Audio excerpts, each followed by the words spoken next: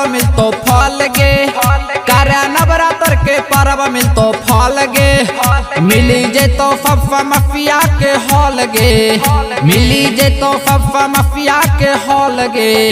कार्य नवरात्र के परब मिलतो फल गे, कार्य नवरात्र के परब मिलतो फल गे है छोरिया। Mix by Balbhadra Singh.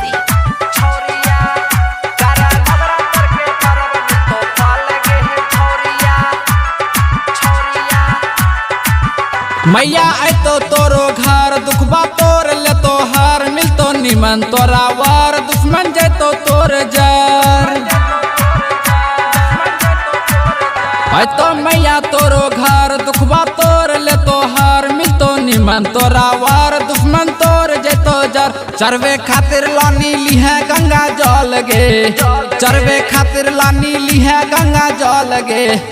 कर नवरात्र के परब मिलतो फल गे, कर नवरात्र के परब मिलतो फल गे है छोरिया। Presented by DM recording studio Alamnagar Madhepura. Music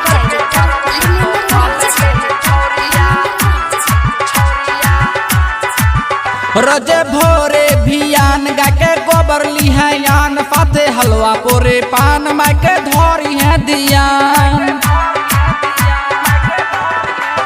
रोजे भोरे भियान गा के गोबर ली है आन, फाते हलवा पोरे पान माय के धोरी है दियान। मिलतो फफ्फा ज्यादा है गे तोरा बोल गे, मिलतो फफ्फा ज्यादा है गे तोरा बोल गे। कर नवरात्र के परब मिलतो फल गे, कर नवरात्र के परब मिलतो फल गे है फूना।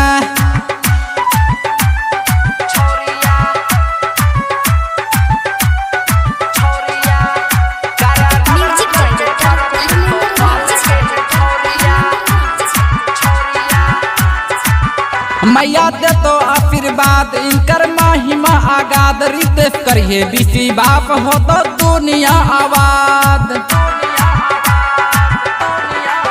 मैया दे तो आशीर्वाद इनकर महिमा आगाद, रितेश करिए बीसी बाप हो तो दुनिया आबाद। आफिक बल्लू जैतो संग में रोज रोज गे, आफिक बल्लू जैतो संग में रोज रोज गे। कर नवरात्र के परब मिलतो फल गे, कर नवरात्र के परब मिलतो फल गे है।